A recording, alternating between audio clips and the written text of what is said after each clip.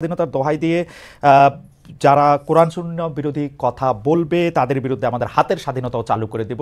এটা আসলে আপনি কি মিন করেছেন? এবং একই সাথে আপনি বলেছেন যে জনাব ফরহাদ মাজার, জনাব সলিমুল্লাহ খান, সোহেল হাসান, জনাব সোহেল হাসান কালিম এবং জনাব রাখাল রাহা সহ এদেরকে আসলে হত্যা বা চরম শাস্তি দিতে হবে। এটা দিয়ে আসলে আসলে আপনি কি বুঝাতে চান? না, আপনি হয়তোবা আমার বক্তব্য পুরাটা ভালো করে বুঝেননি। হুম। আমি আপনাকে উত্তর দিচ্ছি, হুম। তারপর আপনার কাছে আমার একটা প্রশ্ন আছে, হুম। উত্তর দিবেন বলে আশা করি। জি। প্রথম হচ্ছে যে আমি যে বলেছি হাতের স্বাধীনতা, হুম। এটা বলেছি রাখাল রাহা হুম। এবং ওই গালিবের ব্যাপারে, হুম। যারা আল্লাহ তার হাবিব মোহাম্মদ সাল্লাল্লাহু আলাইহি সাল্লামের আরশচুম্বী সম্মান মর্যাদার বিপক্ষে বক্তব্য দিয়েছে, হুম। হুম। আমাদের হৃদয়ে রক্তের ক্ষরণ সৃষ্টি করেছে, আমাদের ইমানে আঘাত করেছে। হুম। আর যেহেতু আজকে 50 বছর যাবত দেশের মুসলমান আলেম ওলামা সর্বশ্রেণীর মুসলিমদের দাবি হচ্ছে ব্লাসফেমি আইন, যেন নাস্তিক তার নাস্তিকতা নিজে পোষণ লালন করবে, ধর্মনিরপেক্ষতাবাদী তার ধর্মনিরপেক্ষতা আদর্শ নিজে লালন করবে, কিন্তু ফ্রিডম অফ স্পিচ এবং ফ্রিডম অফ এক্সপ্রেশন, বাক স্বাধীনতা, মুক্ত চিন্তার দোহাই দিয়ে যখন তখন আল্লাহ তার হাবিব সাল্লাল্লাহু আলাইহি ওয়াসাল্লামকে গালি দিবে, ইসলামের বিরোধিতা করবে, আর রাষ্ট্র তাদেরকে প্রতিহত করবে না, প্রতিরোধ করবে না, বরং আমরা তাদের যদি শাস্তি দাবিতে রাস্তায় নামি, তখন রাষ্ট্র আমাদের ট্যাক্সি কিনা বুলেট আমাদের বুকে মারে। যুগের পর যুগ আমাদের দাবি আদায় হচ্ছে না, আর তারা বাক স্বাধীনতার দোহাই দিয়ে আমাদের ইমানে আঘাত করবে, তখন তো নিরুপায় হয়ে আমরা আমাদের হাতের স্বাধীনতা বাস্তবায়ন করবই। আর সলিমুল্লাহর ফরহাদের ব্যাপারে আমি মৃত্যুদণ্ডের কথা বলিনি, আমি বলেছি সলিমুল্লাহ এবং ফরহাদ অত্যন্ত বুদ্ধিবৃত্তিক ভাবে মানুষকে, সমন্বয়কদেরকে বিপদগামী করছে। ওকে, আপনি আপনি বলেছেন যে আমাদের হাতের স্বাধীনতা যেহেতু আপনার এটা পালন করা হচ্ছে না, সেখানে আমাদের বলতে আপনি কাদের কথা বুঝিয়েছেন? সেটাকে আপনি আপনি হাতে তুলে নেবেন নাকি আপনি আহ্বান জানাচ্ছেন হাতের স্বাধীনতা প্রয়োগ করার ব্যাপারে? দেখুন দেখুন আমাদের মধ্যে আপনিও আছেন, ওকে। কারণ আপনার নাম মহিউদ্দিন। আপনি জানেন আপনার নামের অর্থ কি? আমার নামের অর্থ আমি জানি, কিন্তু আপনি কি কিন্তু আমি আপনার মানে আপনার বক্তব্যের সাথে দ্বিমত পোষণ করেন এরকম অনেক আলেমকেও আমি চিনি আর কি। যাই হোক, সেটার ব্যাপারে আমি পরে আসছি। আপনি আমার শিক্ষক হিসেবে আপনি এটা আমাকে একটু ব্যাখ্যা করেন যে জিনিসটা আসলে আমাদের থেকে। জি জি, সরি। আমি খালেদ ভাই আপনাকে ভাই বলছি। জি। আপনি আমার চেয়ে বয়সে বড় হবেন। জি। দ্বিতীয় কথা হচ্ছে, উত্তরটা শুধু আপনাকে দিচ্ছি না, আপনার মাধ্যমে অনেককে দিচ্ছি। আল্লাহ তাআলা পৃথিবীর মানুষকে 3টা শ্রেণীতে ভাগ করেছেন, মুমিনুন, কাফিরুন, মুনাফিকুন। এই জন্য 3 নামে কোরআন কারিমে সূরাও এসেছে। মুমিনের নামে সূরা আল মুমিনুন, কাফিরের নামে সূরা কাফিরুন, মুনাফিকের নামে মুনাফিকুন। তার মানে বিশ্বাসী অবিশ্বাসী বর্ণচোরা। যারাই মুমিনুন বা বিশ্বাসী, আপনি যদি সেই বিশ্বাসীদের একজন হন, তবে হাতের স্বাধীনতাকে আপনিও সমর্থন করবেন। আমি আপনাকে আমার মধ্যেই রাখলাম। আমি আপনার হাতের স্বাধীনতাকে আমি আসলে এখন পর্যন্ত সমর্থন করতে পারতেছি না, এইটা আমি বুঝতে চাইতেছি।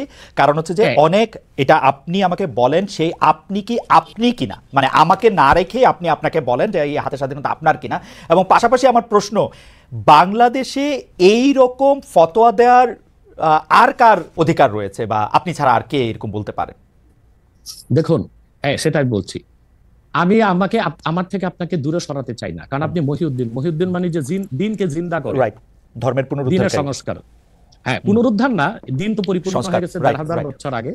অর্থাৎ ধর্মের পক্ষে যে কাজ করে, দিনের মৌলিক বিধানগুলোকে বাস্তবায়নে যে সচেষ্ট, সেজন্য আপনি আমার মধ্যে যদি আপনার নাম আর আপনার কাজে ভিন্ন হয়, তাহলে আপনি কিন্তু দুঃখ নিবেন না, মুনাফিক বা বর্ণচোরাদের অন্তর্ভুক্ত হন। যেহেতু আপনি মহিউদ্দিন এবং আপনি একজন মুসলিম পরিচয় দিচ্ছেন, এটা সকল মুসলিমদের পক্ষ থেকে আমার ফতোয়া। কেন, সেটা আমি ব্যাখ্যা করে দিচ্ছি। রাষ্ট্রের কাজ কি? শুধু অন্য ধর্মের মানুষের অধিকারকে রক্ষা করা? বাংলাদেশ একটি গণতান্ত্রিক রাষ্ট্র। গণতন্ত্রের মূল কনসেপ্ট হচ্ছে decision of much people will be granted. এদেশে সকল মুসলমানই মুরতাদের শাস্তি মৃত্যুদণ্ড চায়।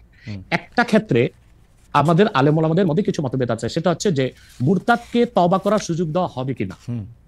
কিন্তু 4 মাযহাবে 3 মাযহাবের মতে মুরতাদদেরকে তওবার সুযোগ দেওয়া হবে, 4 মাযহাব মতে। কিন্তু মুরতাদদের মধ্যে যারা শাতেম, তাদের বিষয়টা ভিন্ন।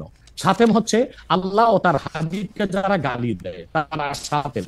তাদের ক্ষেত্রে শাফি, মালিকি, হাম্বলি 3 মাযহাব এবং হানাফি পূর্ববর্তী রয় পরবর্তী ফকিহদের মতে যে তাদের তওবা কবুল করা হবে না এবং তাদের মৃত্যুদণ্ড কার্যকর করা হবে। কার্যকর করবে কে? একটা শরিয়া রাষ্ট্র। যেহেতু বাংলাদেশ একটি শরিয়া রাষ্ট্র নয় এবং এখানে মুসলমানদের মৌলিক কোন অধিকারই রক্ষা করা হচ্ছে না। দেখুন, আপনি দাউদ হায়দার এদেশে সে শাতেম ছিল, আল্লাহ তার হাবিব সাল্লাল্লাহু আলাইহি ওয়াসাল্লামের শানে গালি দিয়েছিল, তখন এদেশের তখন যে সরকার ছিল তারা তাকে জামায়াতদের বিদেশ পাঠিয়ে দিয়েছে। একই অবস্থা তাসলিমা নাসরিন যখন প্রচুর বই লিখেছে এবং আল্লাহ তার হাবিবকে গালি দিয়েছে, আম্মাজান আয়েশা রাদিয়াল্লাহু তাআলা আনহার চরিত্র নিয়ে কথা বলেছে, তখন তৎকালীন সরকার তাকে সম্পূর্ণ নিরাপত্তা দিয়ে, তার সিকিউরিটি থ্রেট যেন না থাকে, তাকে বিদেশ পাঠিয়ে দিয়েছে। আর তখন আন্দোলন করে প্রচুর লোক বাংলাদেশে শহীদ হয়েছিল। এরপরে আপনারা দেখেছেন যে 13 সালে যখন শাহবাগ চত্বর হলো, শাহবাগ চত্বরটা কেন হয়েছিল? সেটা কি হয়েছিল ইসলামকে আঘাত করার জন্য, না যুদ্ধাপরাধীদের শাস্তির দাবিতে? কিন্তু যুদ্ধাপরাধীদের শাস্তির দাবিতে যে ব্লগাররা যা খুশি তা করলো, আল্লাহ তার হাবিব সাল্লাল্লাহু আলাইহি ওয়াসাল্লামকে গালি দিল, ইসলামকে আঘাত করলো, তখন যে সরকার ছিল তাদেরকে সুতি প্রতিরোধ করতে পারত। তারই ধারাবাহিকতায় 2013 সালের 5ই মে শাপলা চত্বরে আমরা আন্দোলনে নামলাম। সবাই ছিল সহনশীল, শিথিল পন্থা একটা আন্দোলন হয়েছিল। কিন্তু কি যে জেনোসাইড বা গণহত্যাটা করা হয়েছে, আমি তো উপস্থিত ছিলাম সেখানে, আমি তো প্রত্যক্ষ সাক্ষী। তো এইভাবে আমাদের ট্যাক্সে, আমাদের ভ্যাটে অধিক সংখ্যক জনগণের ম্যান্ডেট নিয়ে সরকার আপনি কিন্তু আমার প্রশ্নটা আমি জানি না, মানে আমি আপনার প্রশ্নটা বুঝাইতে পারতেছি কিনা। বুঝাইতে পারছি। আচ্ছা জি স্যার, বলেন। সাতেমদেরকে সরকার পৃষ্ঠপোষকতা দিবে, কোনো শাস্তি নির্ধারণ করবে না, তখন তো আমরা আমাদের আইনকে হাতে তুলে নিতেই হবে, আমাদের তো আর করার কিছু থাকে না। স্যার, এই আইনকে যে হাতে তুলে নেবেন, এই জনটা কি আপনি কোনো বিচার কি তার বিচার করবেন? কারণ আমরা ইসলামিক স্কলারদের কাছেই শুনছি যে তার বিচারকরা তার বিচার করবেন, বিচার করার পরে তার এটার মধ্যে এটা হবে। কিন্তু আপনি বলছেন আইন আপনি হাতে তুলে নেবেন, সেইটা মানে আমি প্রশ্নটা কি করে করবো ডক্টর আব্বাস, আমি জানি না, মানে এইটার জন্য আপনি যে ফিটেস্ট লোক এটা আপনি কিভাবে জানেন, মানে এবং আর কে আসেন এরকম? দেখুন, তার প্রথম জবাব হচ্ছে উত্তর গেটে আপনি দেখেছিলেন আমি একা ছিলাম না, উত্তর গেটে জনসমুদ্র হয়ে গিয়েছিল এবং সেখানে হেফাজতের শীর্ষ নেতা মীর ইদ্রিস নদভী সাহেব ছিলেন, অসংখ্য আলেম ওলামা ছিল। আমার ফতোয়াটা তারা সবাই সমর্থন করেছে, অতএব এই ফতোয়া আমি একা নই। আপনি যে স্কলারদের কথা বলছেন, আদৌ কি তারা স্কলার কিনা এবং জনগণের আস্থা আছে কিনা সেটা একটা দেখার বিষয়। তাহলে তো আমি বলবো আমার মত ঠিক কিনা, তার যদি অন্য স্কলাররা দ্বিমত পোষণ করে, আপনার টেবিলে তাদেরকে ডাকুন, আমার সাথে ডিবেটে আসুক। আমাকে ইসলাম এই অধিকার দিয়েছে। আপনি তো এর আগে অনেক মানে আমরা কোথায় কনফিউজড হই স্যার, আমরা যারা আপনার মতো এত এই মানের আলেম না, কিন্তু অন্য আলেমদের মুখে আমরা যখন শুনি যে এটা আসলে বিচার করতে হবে, কেউ আসলে ফতোয়া দিতে পারে, কেউ দিতে পারে না, এবং আপনি যখন আরেকজন ইসলামিক ক্লেরিক, আমরা নাম বলতে পারি ডক্টর মিজানুর রহমান আজহারি, তাকে নিয়েও বলেন যে তিনি কাফের, তাকে আসলে দেশ ছেড়ে চলে যেতে হবে, তখন আমরা একটু কনফিউজ হয়ে যাই। বলছি জি না, কনফিউজ হবেন কেন? আপনি যার কথা বলেছেন সে কি বলেছিল আপনি দেখেছেন তার বক্তব্যগুলো? আমি দেখেছি, কিন্তু শোনেন কথা শোনেন। তাকে বলুন, সে তো আমার ছাত্র, তাকে জিজ্ঞেস করুন। 2007 সালে সে আমার থেকে সবক নিয়েছে দারুন রাজাত মাদ্রাসায়, আমি তার টিচার, আমি তার শিক্ষক, এবং তার শিক্ষকরাও আমাকে শিক্ষক মানে। অতএব সে যদি, দেখুন আপনাকে পিছন থেকেই বলতে হচ্ছে, আপনি সময় দিতে হবে আমাকে। আপনি কিন্তু বসে আছেন একা, আমার কিন্তু কয়েক হাজার লোক বসে আছে আমার অপেক্ষায়, একটা শিডিউল প্রোগ্রাম আমি রেখে বসেছি আপনার এখানে। যেহেতু আপনার মাধ্যমে আমার মেসেজটা আমি অনেকের কাছে পৌঁছাতে পারবো। আপনি যে ব্যক্তির নাম নিয়েছেন, তাকে আপনি কি দিয়ে তাকে স্কলার বলবেন? লক্ষ লক্ষ লোক হলে স্কলার হয়? এটা কোনো কথা নয়। দ্বিতীয় কথা হচ্ছে সে মুফতি নয়, ফতুয়া দেবার অধিকার রাখে মুফতি। স্কলার হওয়া এক জিনিস, ওয়াইজ হওয়া এক জিনিস, মুফতি হওয়া আরেক জিনিস। আমার কথা হচ্ছে আমি কি গ্র্যান্ড মুফতি বাংলাদেশে, তা আমি বলছি না, এটা বলার অথরিটি আমার নেই, কিন্তু আমার ফতুয়াতে কলম বসাবার মতো 10টা মুফতি আপনি বের করে দেন।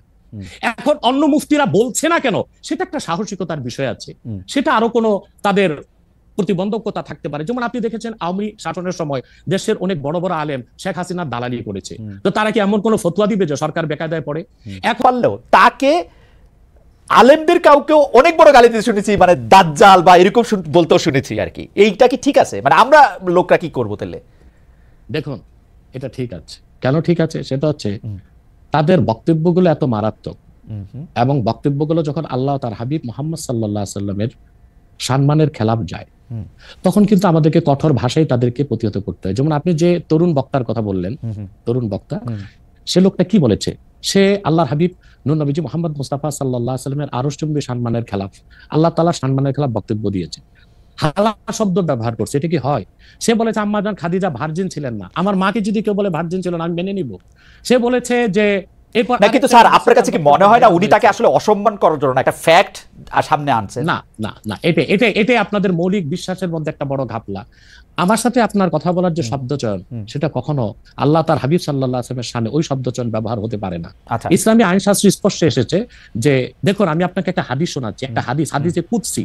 আল্লাহ তাআলা তার হাবিব, আপনি একটু আপনার জন্য উপকার হবে, জনগণের জন্য উপকার হবে, একটা দলিলই যথেষ্ট।